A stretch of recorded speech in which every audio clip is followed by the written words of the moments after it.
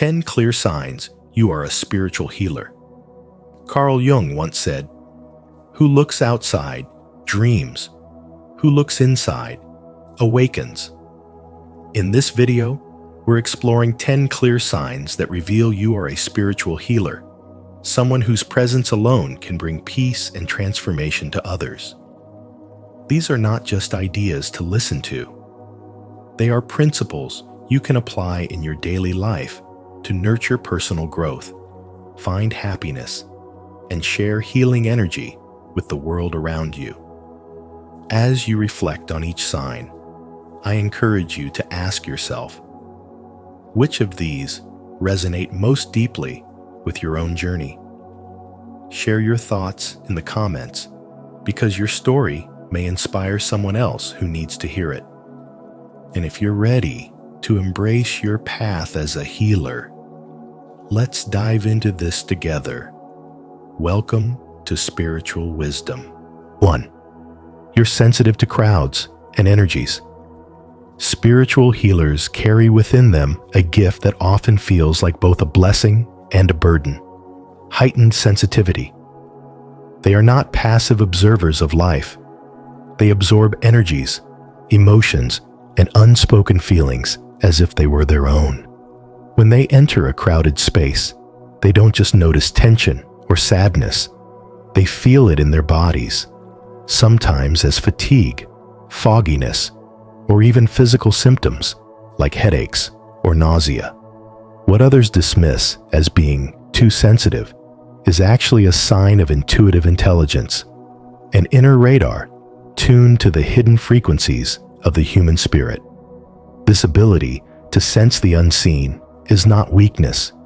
It is profound spiritual perception, a doorway into wisdom that most people never touch. Because they constantly pick up on the vibrations of others, solitude becomes vital for healers. Quiet is not just an escape, it is a sacred medicine. Silence, stillness, or the sound of leaves rustling in nature become sanctuaries where their nervous system can finally exhale, where their spirit can release the weight it has carried from others, and where their own energy can recalibrate. Without these retreats into stillness, the healer risks being swept away by emotions that were never theirs to carry. This is why practices such as meditation, mindful breathing, or even simple walks in nature are not hobbies, but lifelines, ways of protecting the soul's alignment in a world that demands too much. Throughout life, healers are often misunderstood. They are told they are too emotional, too quiet, or too fragile. Yet these very qualities are what allow them to notice what others overlook. They can sense suffering that is never spoken, grief that has never been expressed, and even anger that hides behind a smile. Their presence often soothes others without words, offering a safe space for pain to soften. But this gift requires protection. Boundaries, self-care, and energetic hygiene are essential, not optional. Without them, the healer's light can flicker, drained by constantly giving without replenishing. Protecting their energy is not selfish. It is survival, the very thing that allows them to continue offering healing to the world.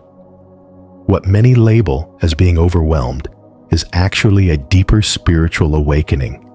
When a healer feels exhausted after social gatherings or suddenly weighed down by unexplained sadness, it is their soul signaling that too much has been absorbed. The body speaks where the conscious mind may not fully understand. Paying attention to these signals is a form of wisdom, a reminder that energy must be preserved in order to serve its true purpose. Recharging is not laziness, it is preparation. Just as a musician must rest their hands to create music again, the healer must rest their soul to channel light once more. To embrace this truth is to honor the calling. Sensitivity is not a flaw, but a compass pointing toward one spiritual purpose. In a society that numbs itself with constant noise, healers remain reminders of what it means to feel deeply and to live with awareness. By valuing their solitude, protecting their energy, and respecting their gift, they allow their power to grow stronger. And when they affirm their truth, I honor my sensitivity. I protect my energy. I trust this message is meant for me today. They step fully into the role the universe designed for them. Carriers of light in a world that often forgets how to see. 2. You've been through deep pain or trauma. You have been through deep pain and trauma, yet instead of destroying you, it has awakened something powerful within. Childhood wounds, betrayal, abandonment, illness, or even near-death experiences were not accidents. They were part of your soul's preparation, a sacred training ground shaping you into who you are now. Carl Jung once said, "There is no coming to consciousness without pain, and each heartbreak you endured sharpened your sensitivity. Every storm you faced cracked open your compassion, and every scar became a seed of empathy and wisdom. Unlike most, you don't just recognize suffering, you feel it deeply in others, even when no words are spoken. And that is why people instinctively feel safe in your presence. They sense you truly understand, not because you studied it in a book, but because you lived it in your own soul." Spiritual healing is not about perfection or being untouched by hardship. It is about what you choose to do with the darkness you've known. Where others collapse under the weight of suffering, you transform it into light, insight, and peace. This is not a talent. It is your calling. You don't need to fix people with quick solutions, because your very energy becomes the medicine they need. You've walked the path from brokenness to breakthrough, and because of that, you radiate healing without even trying. While most run from pain, you have learned to sit with it, to face your shadows, and to make peace with them. That is why you can now guide others through their own struggles. You don't lecture, you listen. You don't force change, you hold space for it.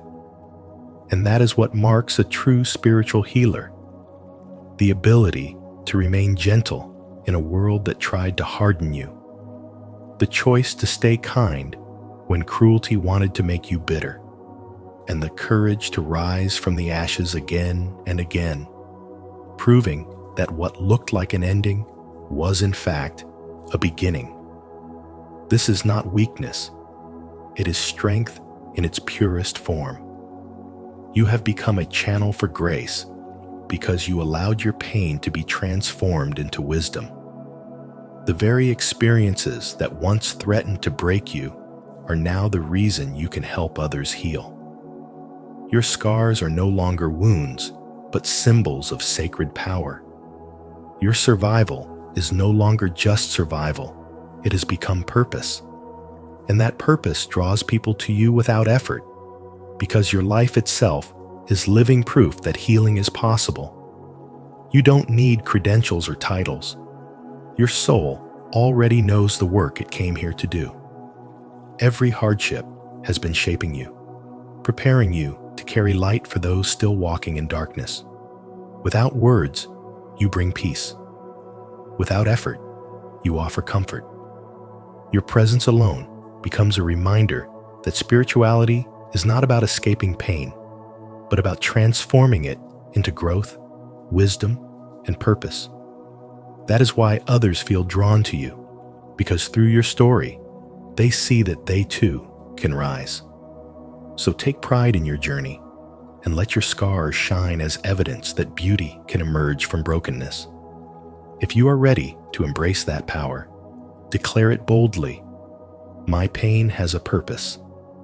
In doing so, you remind yourself and others that spiritual development is never wasted. Every wound becomes a doorway to healing, and every struggle holds the seed of transformation. 3. You've experienced a dark night of the soul. You've walked through the darkest corridors of your soul, where everything seemed to collapse, and life itself felt stripped of meaning. It wasn't just sadness, it was a profound unraveling, a night where your very identity dissolved into shadows. But from within that void, something powerful began to stir. You started to feel more deeply, sense energies more vividly, and awaken to dimensions you never knew existed. That suffering became the soil of transformation, and within it, the sacred gift of the healer was born. As Carl Jung once said, "In all chaos there is a cosmos, in all disorder a secret order, and your chaos carried the seed of your calling." The journey of a healer is never written in comfort. It is forged through wounds, echoing the archetype of the shaman across cultures. Shamans were not chosen for perfection, but for the depth of their pain, because pain itself opens doors into unseen worlds.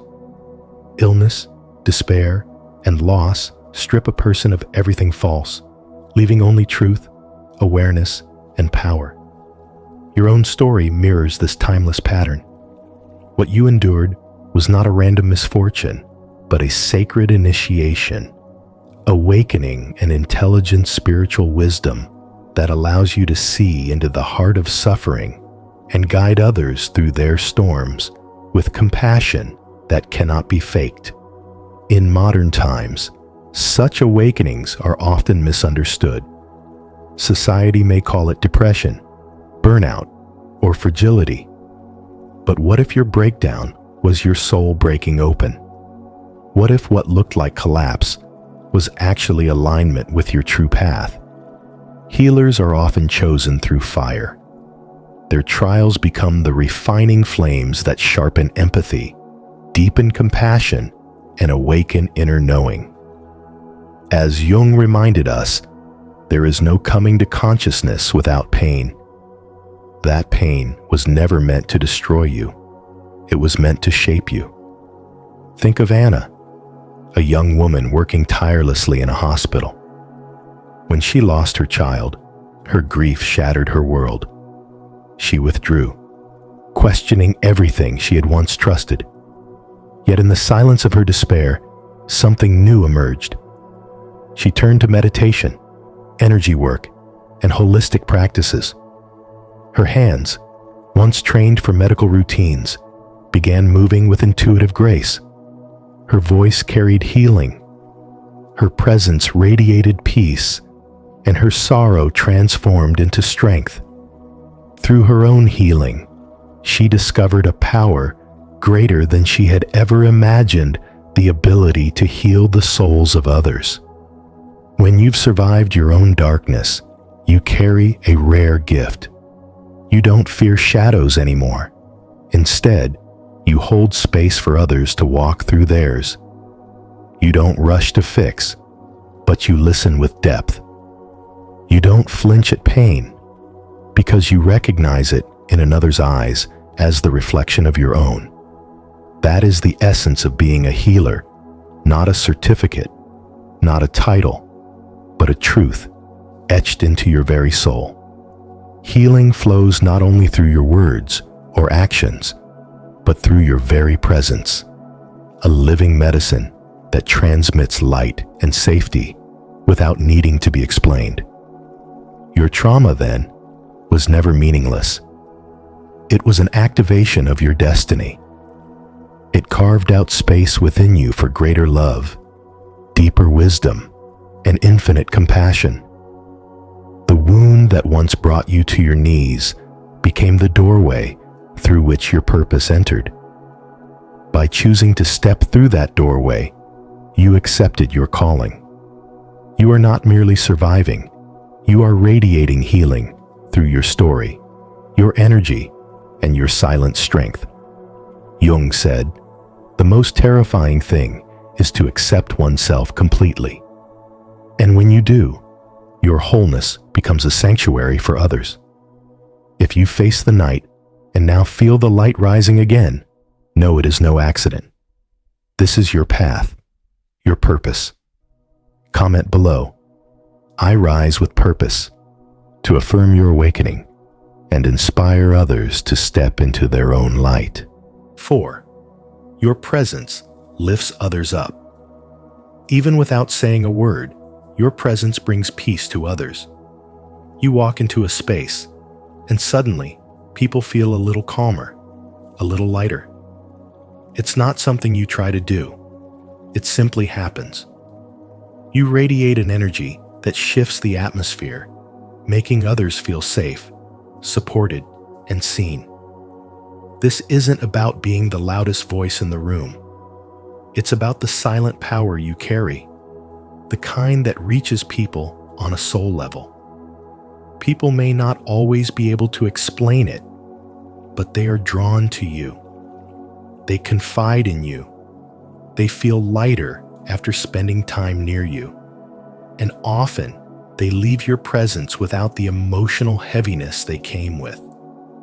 It's as if your energy helps them breathe easier, even if you don't say a single word. You're not necessarily giving advice or solutions, you're simply being, and your being is healing.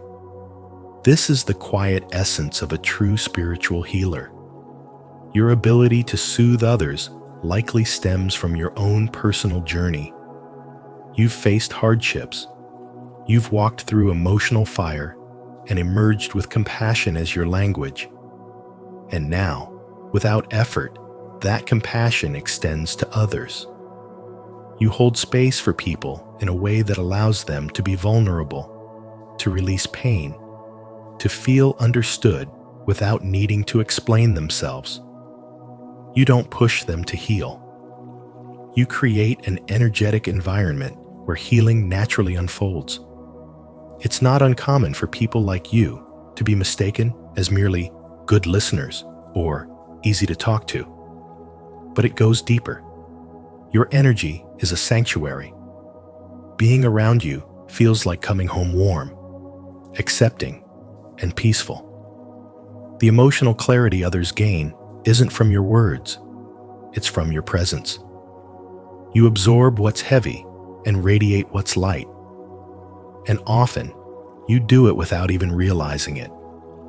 There's a reason the soul chooses to express healing, not just through action, but through presence. A spiritual healer doesn't need a stage. They just need to exist fully and authentically. As you move through the world with this gentle strength, remember that you're playing a vital role. Your presence uplifts not because it's loud, but because it's real. And in a world so often full of noise, your quiet energy speaks volumes. If your presence brings peace to others, it's a sign of your inner light. Don't forget to subscribe for more insights on how your quiet energy can be a powerful force for healing in this world. 5. Deep connection with nature. Those who carry the gift of spiritual healing are never separate from the living pulse of the earth. When you step into the quiet of the forest, you are not walking among trees. You are entering a temple where every branch is a prayer and every leaf is a hymn. The ocean does not simply sparkle. It speaks, sending ripples of wisdom into your soul. You feel peace in the whisper of the wind, clarity in the crash of waves, and renewal in the silence of mountains that have stood for centuries. Nature is not a backdrop to your existence. It is the rhythm of your soul itself. You sense its energy in ways others cannot. The subtle electricity before a storm stirs an ancient memory inside you. A sunrise carries a message of renewal, and the soil beneath your feet radiates the healing you seek. Even in your dreams, you are drawn to untouched landscapes, to rivers, forests, and open skies, not to escape reality, but to return to simplicity, to truth, to the essence of who you are when the world's noise fades into stillness. In these sacred spaces, you are not simply resting, you are remembering. You are returning to the earth's frequency, where your energy flows in harmony without resistance.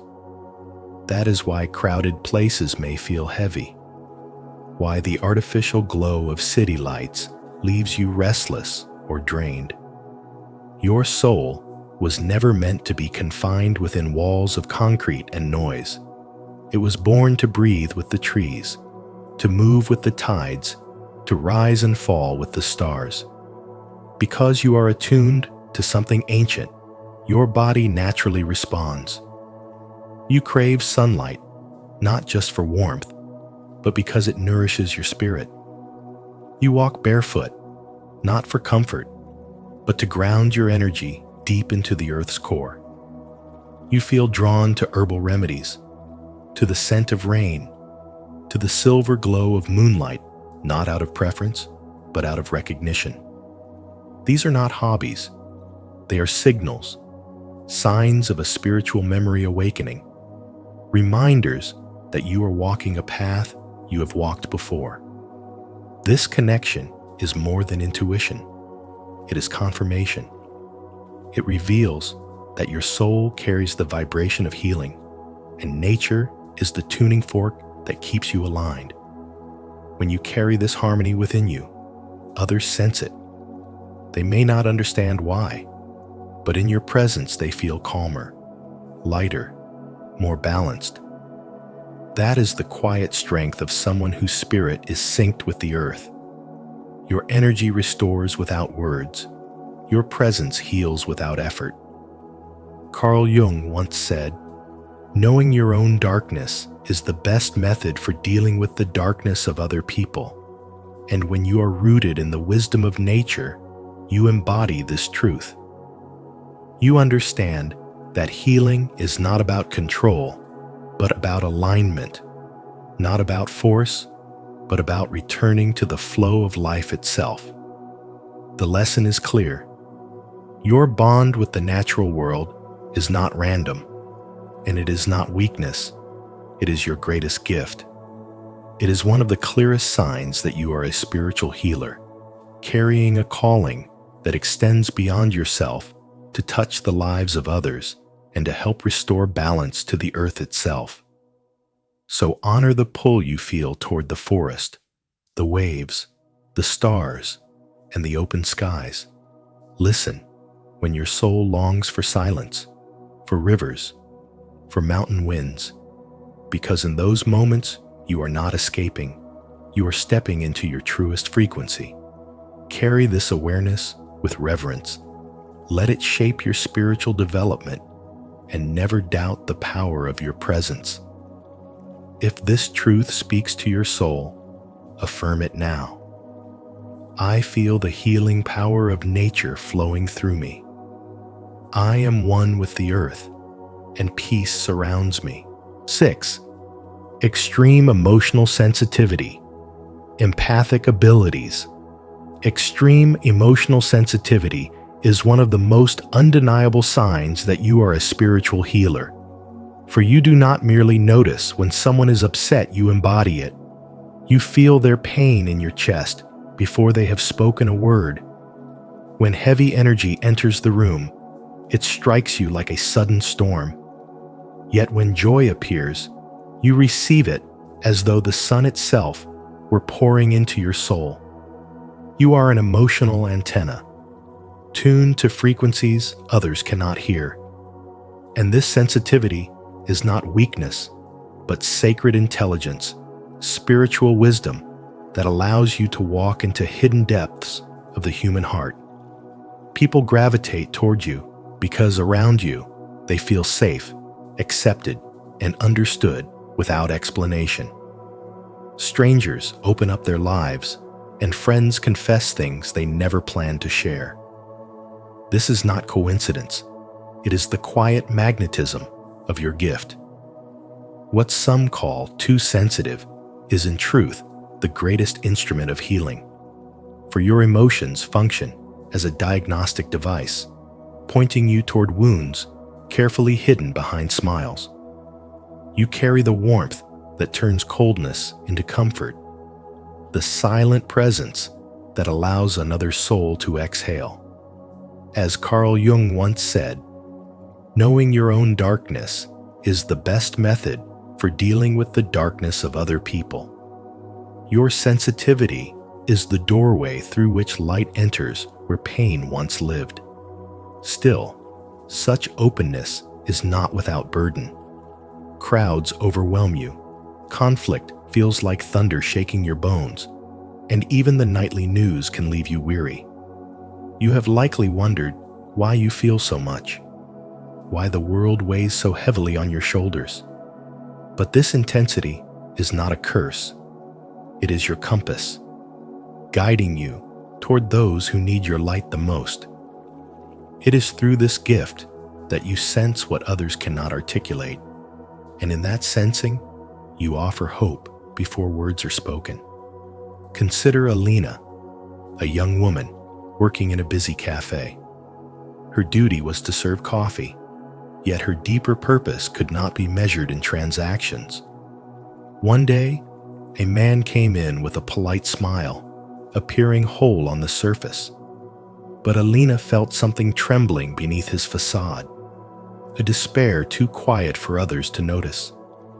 As she placed his cup in his hand, she gently whispered, "Whatever it is, it will pass." In that instant, his eyes welled with tears. Days later, he returned to tell her that those simple words had kept him from making a devastating choice. She had done nothing dramatic. She had simply allowed her empathy to speak. That is the unseen miracle of a spiritual healer: to heal without trying, to save without announcing. Your gift is not loud, not flamboyant, but subtle, delicate, and powerful in its silence. In a world that prizes hardness, your calling is to remain tender. For tenderness is not fragility, but strength in its purest form. Your emotional sensitivity is your compass, your radar, your sacred tool. To honor it, to protect it, to wield it with wisdom, is to step fully into who you were meant to be. Carl Jung wrote, "The privilege of a lifetime is to become who you truly are." And who you are is not just a feeler of pain, but a healer of hearts. Let this truth settle within you. Your sensitivity is not your weakness, it is your superpower. It is the light you carry into a darkened world, the softness that mends what has been broken, the presence that allows others to feel human again. Protect it, embrace it, and use it as the sacred gift it was always meant to be. If this resonates with your soul, let it be known as the comment below. My sensitivity is my superpower.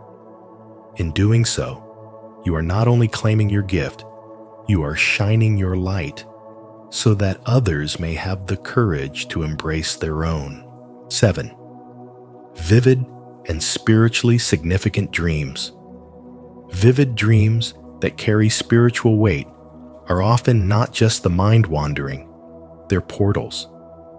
People who are natural spiritual healers tend to be strong dreamers, not because they sleep deeper than others, but because their souls remain awake and alert even in the unconscious state.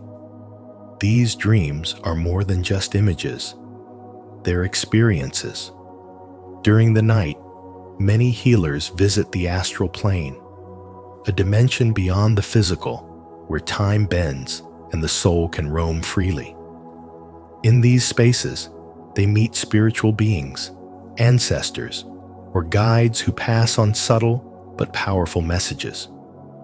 These encounters don't just feel real, they leave emotional imprints and deep clarity, often offering direction or answers that the waking mind had been seeking.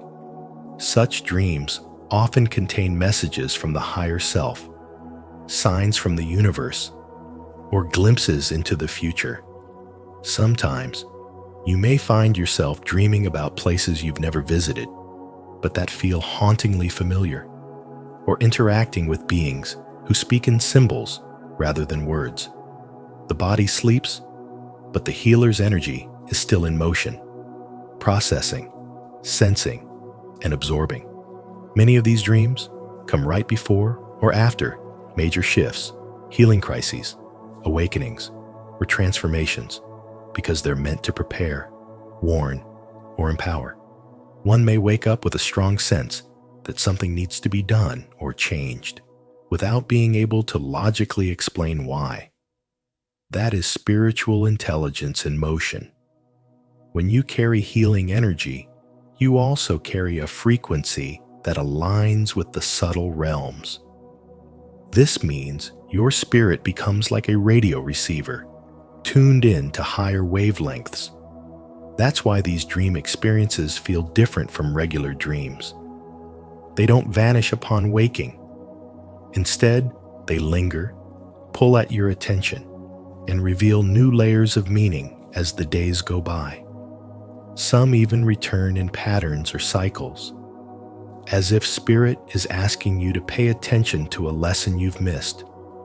If your dreams bring healing to your emotions, offer insights you couldn't possibly know, or simply feel like they're more than dreams they probably are. For spiritual healers, these nighttime journeys serve as training grounds. You may be taught how to move energy, how to forgive and release pain, or how to prepare for the next stage of your soul's purpose. Even if the images are symbolic, the healing is real. In fact, many spiritual healers experience physical or emotional shifts after such dreams, waking up lighter, crying without explanation, or feeling drained after a battle that only happened in the astral world. It's because the healing work continues, even while the body rests. When dreams become bridges between dimensions, when sleep becomes a sacred classroom, and when messages flow through images rather than words, this is a sign you are deeply connected to the spiritual world. It is also one of the clearest signs that you are a spiritual healer, even if you haven't yet fully stepped into that role. Have your dreams ever felt more like messages than mere sleep stories? If you've received spiritual insights or powerful visions in your dreams, share your experience in the comments below so others can be inspired. If you haven't explored this realm yet, comment, "I'm ready to receive," and open your heart to divine guidance tonight. 8. Deep compassion and the urge to help others. You feel it in your chest, the sharp ache when someone else is hurting, even if they never say a word. Their pain becomes your pain. You don't just sympathize, you internalize. This is not weakness. It's the unmistakable signature of a spiritual healer. You were born with a heart that refuses to look away, a soul that cannot stay still in the face of suffering. The need to help others isn't a choice. It's a calling etched into your very being. But this gift, as sacred as it is, demands wisdom. Without it, your compassion can become a trap. You may begin to believe that love means sacrificing your well-being. You might start bending over backwards for others, losing yourself in the process. This is how natural-born healers can fall into patterns of people-pleasing and emotional codependency. You give so much of your energy away that you're left depleted, quietly breaking under the weight of others' wounds. Still, there's a way to serve without surrendering yourself. Take Jessica, for instance, a school counselor with an instinct to care for every troubled student. She once met Mia, a girl who never spoke, never smiled, Instead of trying to fix her, Jessica simply sat beside her each day during lunch. No pressure, no expectations, just presence. Weeks passed. Then one day, Mia whispered, "I feel safe with you." That moment didn't require grand gestures. It was the silent power of grounded compassion. Jessica's ability to hold space, not just offer solutions, became the healing force Mia needed. This is the quiet mastery of a spiritual healer. It's not about rescuing people or absorbing their pain. It's about radiating peace, being a mirror of safety, and understanding that sometimes the most powerful healing comes from simply being there. True healers know when to pour in and when to pull back. They learn to protect their light while still offering warmth. They understand that boundaries are not walls. They're sacred containers that keep their energy clean, focused, and effective. As Ram Dass said, "You can do it like it's a great weight on you, or you can do it like it's part of the dance." To heal wisely is to embrace the dance, to move with grace between caring deeply and standing firmly. To realize that you are not here to carry everyone's burdens, but to remind them that they can carry their own. So if your heart breaks open for the hurting, if your instinct is to reach out, to soothe, to restore, then yes, you are a spiritual healer. But never forget, healing flows from overflow, not emptiness. Your compassion is your power, and your boundaries are what make it sustainable. If this message speaks to your soul, take a deep breath and repeat after me. I am a vessel of compassion, guided by wisdom and protected by healthy boundaries. 9. People open up to you instantly. People seem to open up to you without hesitation. Within minutes of meeting, strangers begin sharing their deepest fears, heartbreaks, and life stories. They don't know why, but you do. It's your energy. You carry a calm, healing presence that feels like sanctuary to those who are hurting. It's not what you say, it's what you are. You are safe. You are grounding. You are light. This is not random. It's a sign that you are a spiritual healer. People sense that you won't judge them. You listen with your whole being, not just your ears. Your silence is comforting. Your gaze is kind, and your spirit feels like home. Like wounded birds finding shelter in a tree during a storm, broken souls come to rest in your energy. They feel seen without having to explain. They feel heard even before they speak. This is your gift and also your challenge. Because when you carry such a strong healing vibration, people will come to you over and over again. They may not always give back what you offer. Their pain might become your burden if you don't learn to protect your energy. As much as you want to help everyone, you must remember this truth. You can be compassionate without being consumed. You can be open without being emptied. You are not here to save everyone. You are here to remind people they can save themselves. Your path as a healer is not just about comforting others. It's about learning balance. Spiritual healing begins with self-awareness. You must learn to ground your energy, shield your spirit, and release what isn't yours. Breath work, visualization, prayer, silence, these are your tools. Not just to serve others, but to sustain yourself. Because if you burn out, your light dims, and others need that light more than you know. This ability to attract openness from others is a sacred responsibility. And when you understand how to carry it wisely, you stop absorbing pain and start transforming it. You become a mirror, reflecting strength back to the wounded. You remind them of their power, not by fixing them, but by being fully yourself. That's what makes your presence healing. That's what makes you a true spiritual healer. To affirm your role as a safe space for others, declare your intention to protect your energy while offering light. Comment below, "I hold space with grace to honor your gift and inspire others to do the same." 10. Need for solitude to recharge. Being around others constantly drains you, not because you don't care, but because you care deeply. As a spiritual healer, you are highly empathic, absorbing not only words, but unspoken emotions, subtle energy shifts, and silent wounds that others may not even realize they carry. This intense sensitivity makes solitude not a luxury, but a lifeline. When you're alone, you're not escaping the world.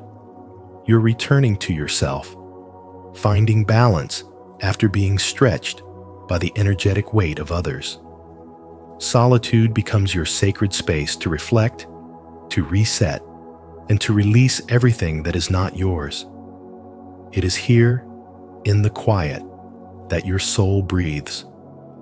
Without the background noise of others' emotions, you can finally hear your own thoughts, reconnect with your inner guidance, and remember why you are here. This is not isolation. It is alignment.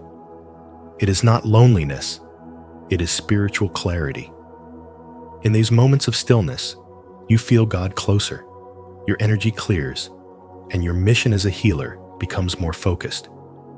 Empaths and spiritual healers often operate like energetic sponges, soaking in the moods and vibrations of everyone around them. Left unchecked, this constant exchange can lead to fatigue, emotional confusion, or burnout. That's why time alone is essential. It is how you cleanse, how you recharge, and how you protect your sacred frequency. In solitude, you create energetic boundaries that allow you to serve without losing yourself in the process. This is the wisdom of self-preservation, not selfishness. Many people might not understand your need for space. They may label you quiet, distant, or even cold. But deep down, you know that this space is where your power is reborn. It's where you recalibrate your energy so you can return to the world not just present, but empowered. You are not meant to carry everyone's weight endlessly. You are meant to guide, not absorb. Solitude helps you discern that fine line. The more you honor your need to retreat, the stronger your intuition becomes. Divine guidance flows more clearly when you're not distracted by external noise. Your energy field strengthens, your heart stays soft, and your purpose becomes unshakable. In solitude, you are not alone. You are surrounded by peace, truth, and the sacred frequency of your soul. That's why solitude is not only your refuge, it's your resurrection.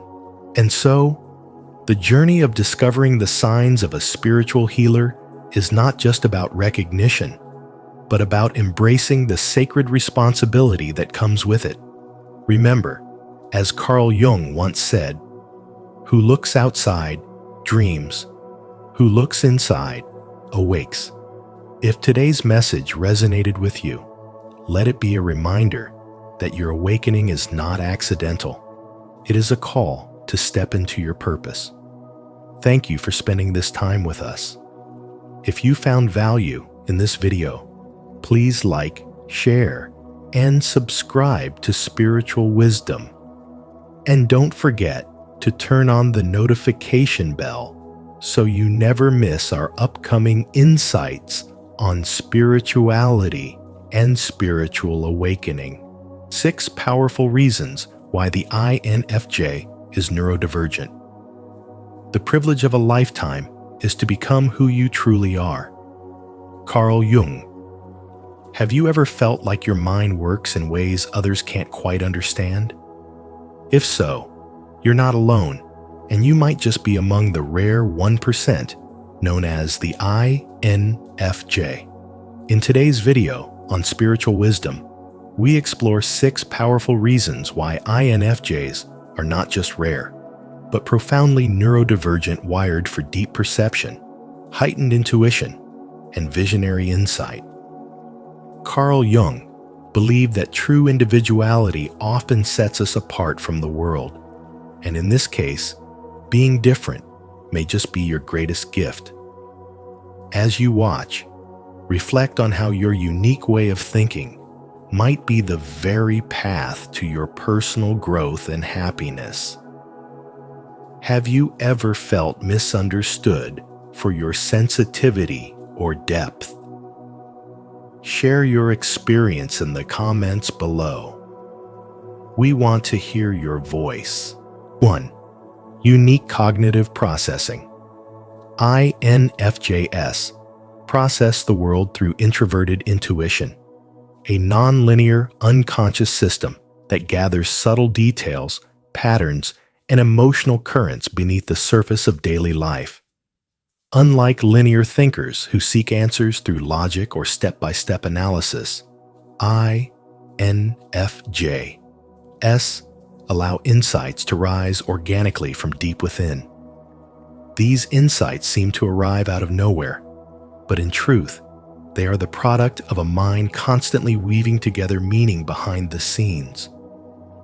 This cognitive style mirrors traits seen in certain neurodivergent profiles, like autism and ADHD, not because INFJs are disordered, but because their minds are designed to move through the world differently, with spiritual intelligence and profound emotional resonance. Their silence isn't absence, it's processing. Their distance isn't apathy, it's observation. And their deep, layered reflections aren't confusion. They're a form of wisdom that defies the surface. Carl Jung understood this deeply, naming intuition as a central function in his psychological types, and reminding us that what society deems irrational may be the very source of higher knowing. INFJs don't just interpret life, they feel it before it unfolds. Their inner world is filled with symbolism, metaphor, and emotional truth that often precedes logic. They live in a constant dance between the subconscious and the superconscious, navigating life not by facts alone, but by spiritual resonance. In a world that moves fast and praises shallow clarity, this can make them feel alien. But that alienation is the signal they are meant to move differently, to offer perspectives that challenge conventional rhythms and awaken unseen truths. In daily life, this often looks like absorbing emotional energy without words, recognizing patterns in human behavior before others notice, and experiencing sudden revelations that feel more like downloads than thoughts. These aren't accidents. They're signs of an inner coherence that transcends ordinary cognition. INFJs can sense future outcomes, intuit hidden motives, and hold space for emotional healing in a way that can only be described as sacred. This isn't just sensitivity, it's a rare form of spiritual intelligence. Their neurodivergence is not a condition, it's a calling. When others are confused by chaos, INFJs often see the deeper meaning. When others avoid pain, INFJs find purpose through it. They are wired for transformation. In the landscape of spiritual awakening, INFJs often serve as unconscious guides. They walk the edge between worlds, the logical and the symbolic, the seen and the unseen, the now and the not yet. They are not here to fit in, but to realign the collective by simply being what they are. Deeply feeling, profoundly perceptive, and unapologetically nonlinear. Their minds do not move in straight lines because their purpose is not confined to the known. It is to remind us that healing doesn't always look like a diagnosis. It sometimes looks like a different kind of mind, born to interpret the soul. Comment below. I think differently, and that's my power. If you resonate with the unique way INFJs process the world around them. 2. Heightened sensory sensitivity. INFJs experience the world through a finely tuned nervous system that responds with extraordinary intensity to both physical and emotional stimuli. Loud noises can feel invasive, bright lights can cause discomfort, and even the scent of a strong perfume or the chaos of a cluttered room can feel suffocating. This heightened sensory awareness is not a weakness or a personal preference. It's a neurological reality that aligns closely with sensory processing sensitivity, a recognized trait within the neurodivergent spectrum. But what sets the INFJ apart is not just their sensitivity to the outer world, but their deep internal processing of it. Carl Jung recognized the INFJ's dominant function of introverted intuition as a spiritual radar, constantly scanning for deeper patterns, meanings, and emotional resonance in every encounter. When an INFJ withdraws from social gatherings, avoids overstimulating environments, or seeks solitude, it is not antisocial behavior. It is necessary, energetic regulation. The world is too loud for their spiritual frequency. They don't just see people, they feel them. They don't just hear words, they absorb intention. And when the environment is too much, too fast, too loud, too chaotic, they retreat not to escape, but to return to coherence. This trait is not merely neurological, it is deeply spiritual. INFJs are often drawn toward practices like mindfulness, breathwork, journaling, or solitude, not because they are trendy, but because they are survival tools. These rituals are sacred recalibrations, ways of restoring their energetic field after being in contact with overwhelming stimuli. In a world obsessed with productivity and performance, their nervous system demands purpose and presence. What others overlook, INFJs intuitively decode. A simple facial expression, a shift in energy, or an unspoken word can carry entire emotional stories. This makes them both spiritually gifted and emotionally exhausted. Their sensory system is not just responding, it's reading, interpreting, translating, feeling, and then processing it all on a soul level. And that's why their lives require more silence, more space, more spiritual boundaries. Without these, INFJs burn out. Their need for order, clarity, and beauty isn't about aesthetics. It's about survival in a world that often feels too loud for their depth. To thrive, they must design lives that honor their internal rhythm, not suppress it. Spiritual development for the INFJ begins when they stop apologizing for their sensitivity and start treating it like the superpower it is. When they learn to filter not just sounds and smells, but also energies and emotions, they become alchemists of human experience. Their path isn't about fitting into a chaotic world. It's about showing that depth, presence, and attunement to subtle realities are not only valid, but vital. So if you feel things deeply, if you need more silence than others, if the noise of the world makes you feel fractured, you are not broken. You are attuned to a different frequency. Honor it. Your spiritual growth begins where your nervous system feels safe enough to open. Sensory sensitivity isn't a curse. It's a compass pointing you back to the truth of who you are. Don't forget to subscribe for more wisdom on how heightened sensitivity can be a gift, not a glitch in a world that often misunderstands your depth. 3. Deep empathy and emotional intensity. INFJs don't just understand emotions, they absorb them with a depth that defies logic, often feeling the weight of someone else's sadness before a word is spoken. Their empathy isn't surface level, it's cellular. They carry the emotional frequencies of others within their own nervous systems, which means they don't just witness pain, they become it. This intense emotional tracking system isn't a personality quirk. It's a neurodivergent trait, rooted in heightened sensory sensitivity and deep intuitive processing. Carl Jung, who first introduced this rare personality type, believed that the most awakened individuals are those who courageously explore their inner world. INFJs live in that inner world constantly. When you speak to them, they don't just hear you, they feel you.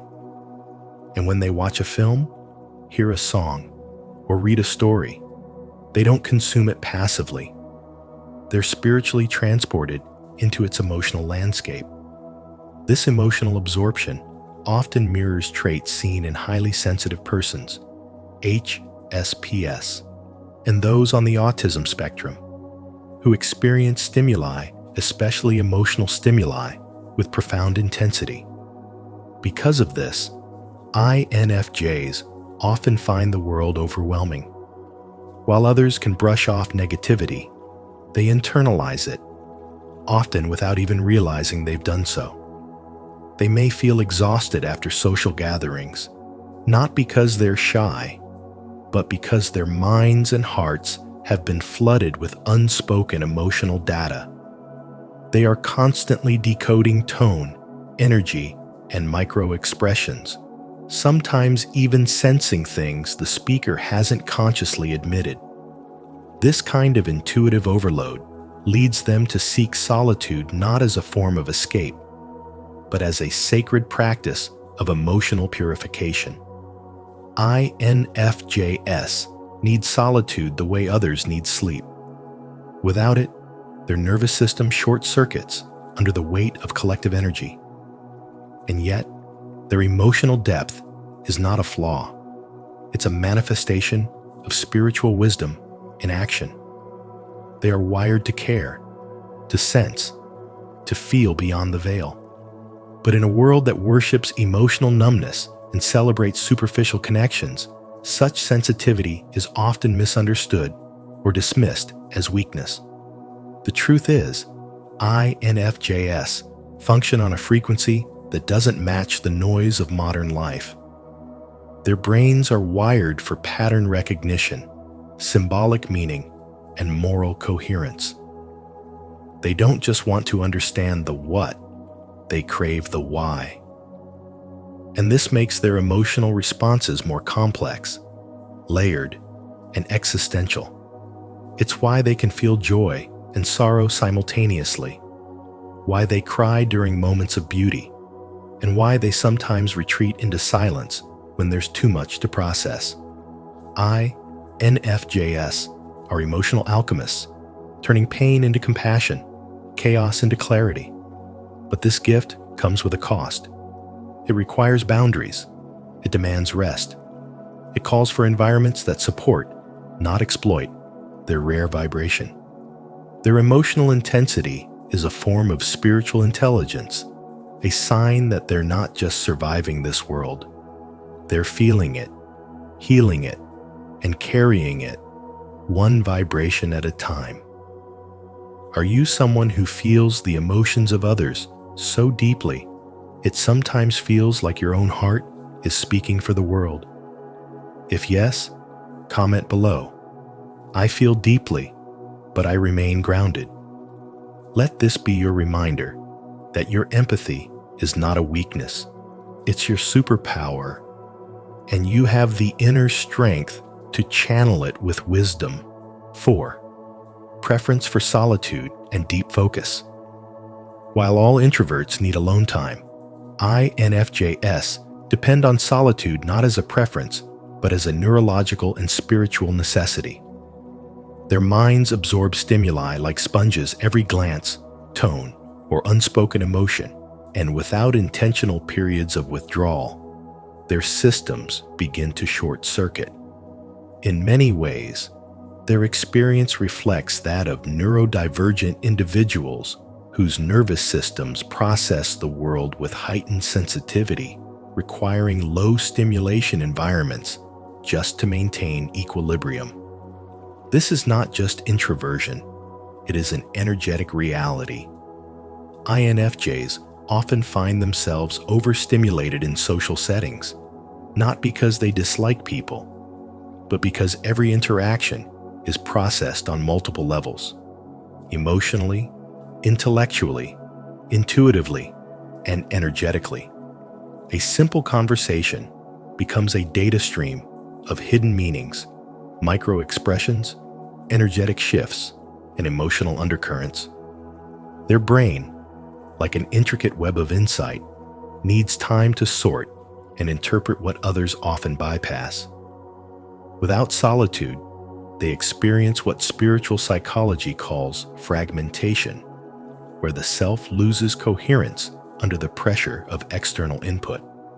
Solitude becomes their sanctuary, their sacred ground for integration, where they can realign with their inner voice, recover their frequency, and make sense of the chaos. This need for deep focus mirrors the state of spiritual awakening, where silence becomes not emptiness, but presence, where stillness is not lack, but alignment.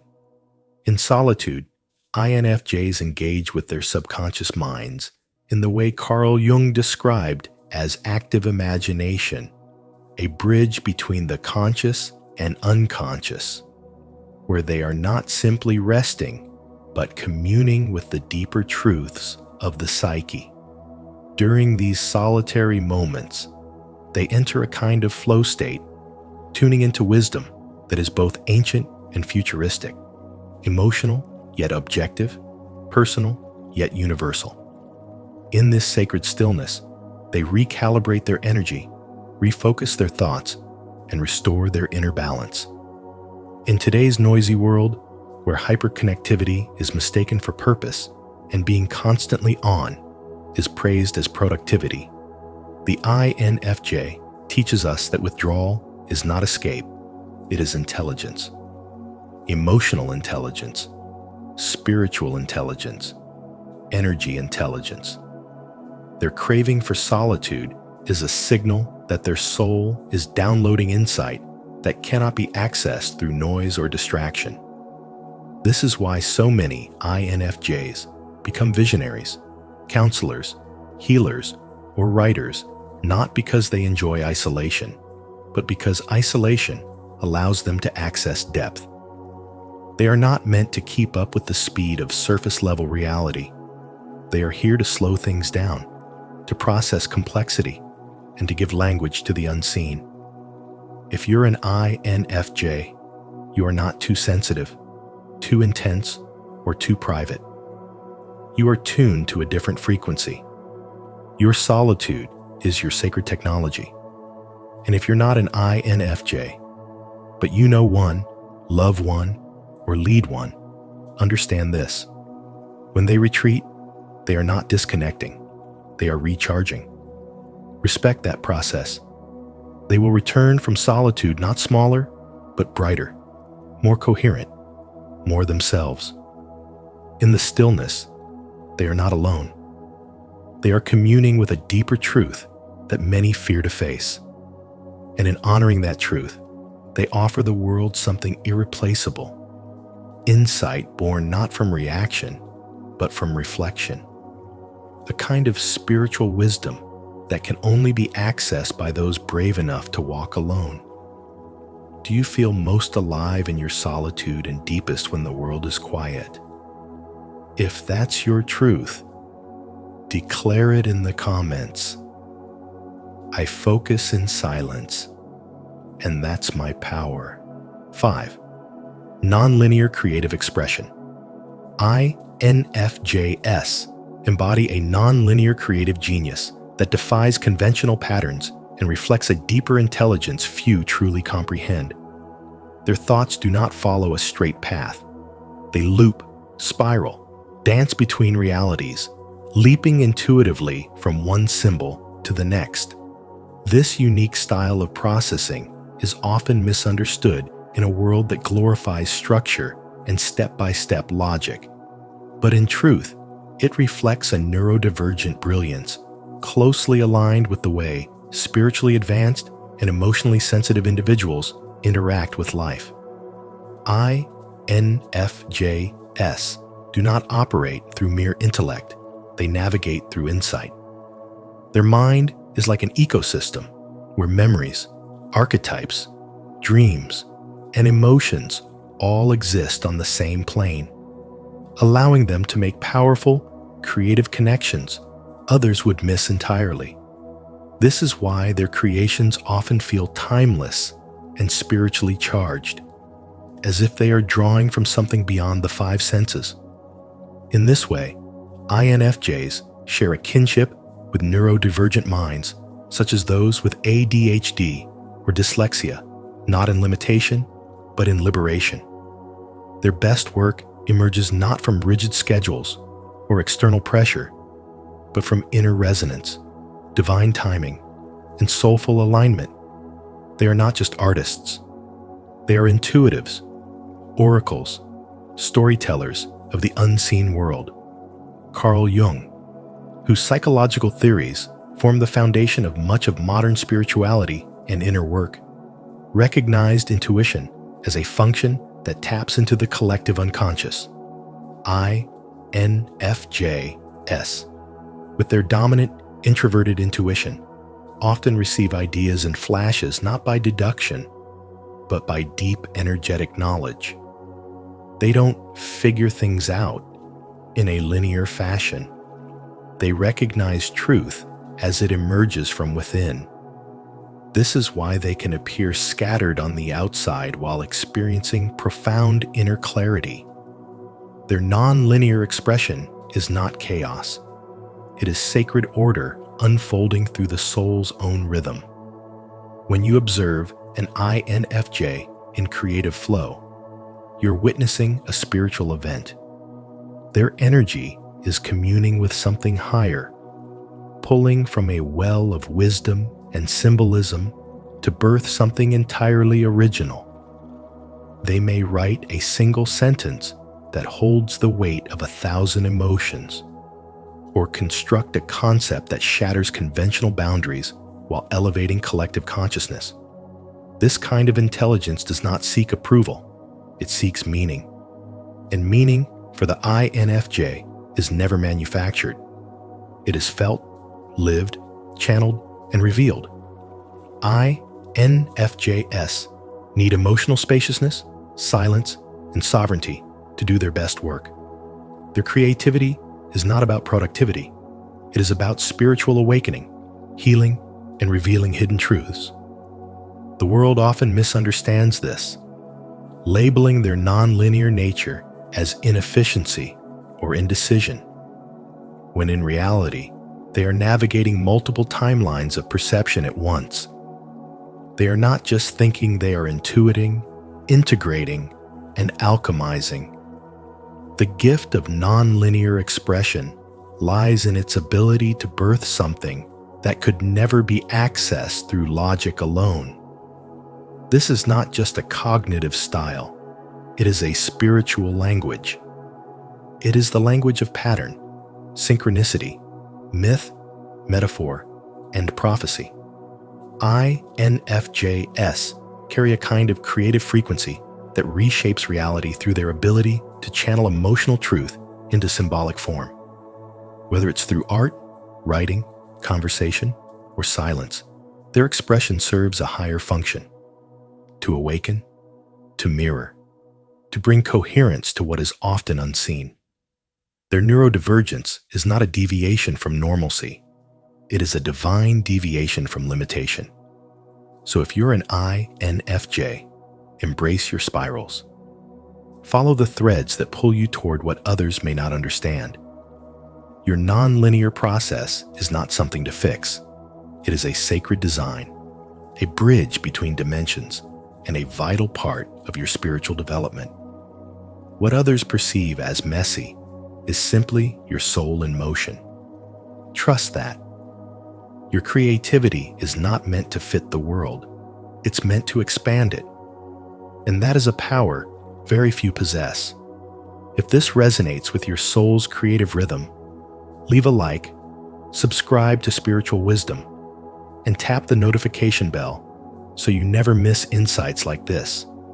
Type in the comments, "I express my creativity freely and fearlessly," to claim the power of your non-linear genius.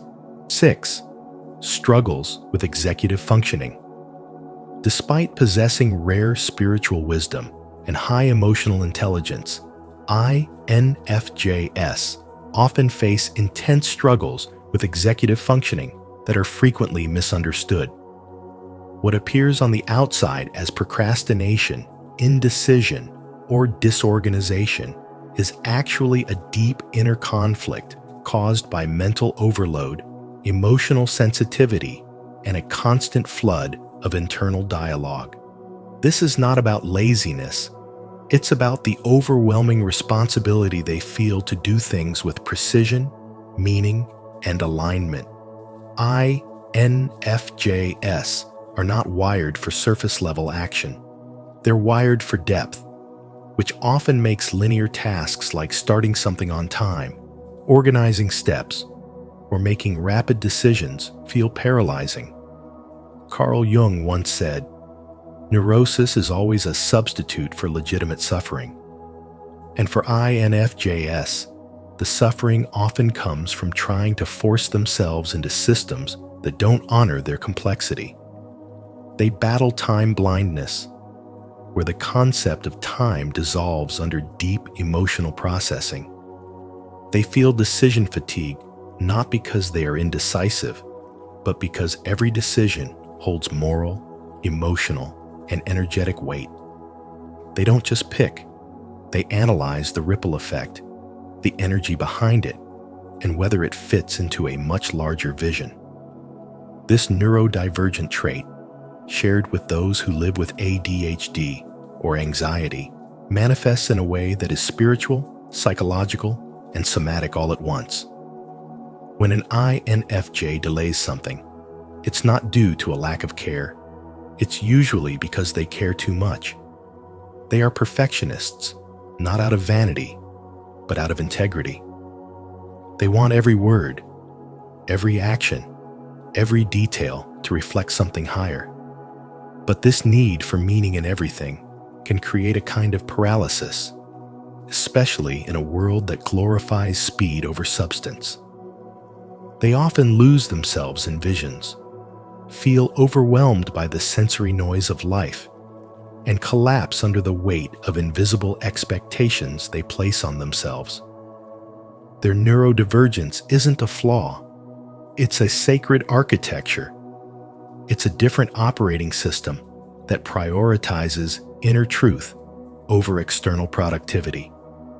And while society may not understand why a brilliant, insightful mind struggles to make a phone call or finish a simple chore, it's important to recognize that intelligence isn't always linear and spiritual awakening doesn't always look graceful. The INFJ walks through life like a soul translator, processing layers of meaning, energy, emotion, and symbolism, often all at once. So the next time an INFJ forgets an appointment or puts off responding to a message, know that they're not avoiding life. They're negotiating their inner universe. They're trying to maintain coherence between their mind, their energy, and their soul. Carl Jung believed that only the paradox comes anywhere near to comprehending the fullness of life. And this is the paradox of the INFJ. Brilliant, yet frozen. Idealistic, yet overwhelmed. Spiritually awakened, yet mentally drained. What they need is not judgment, but rhythm. Not pressure, but space. Not correction, but understanding. Their journey isn't about becoming more functional in a traditional sense. It's about learning how to function in a way that honors their inner wiring. When they embrace this, they don't just survive. They activate a deeper intelligence that allows them to lead, to heal, to create, and to become the spiritual architects of a more conscious world. Thank you for joining us on this journey into the rare and powerful mind of the INFJ. If this video gave you insight, comfort, or clarity about your own neurodivergent experience, don't keep it to yourself. Share it with someone who might need to hear it too. And remember, your uniqueness isn't a flaw, it's a superpower. Carl Jung was right. The INFJ mind doesn't just think differently, it is different. For more deep dives into spirituality, personality, and spiritual wisdom, make sure to like this video, subscribe to Spiritual Wisdom, share it, and turn on the notification bell so you never miss a moment of awakening.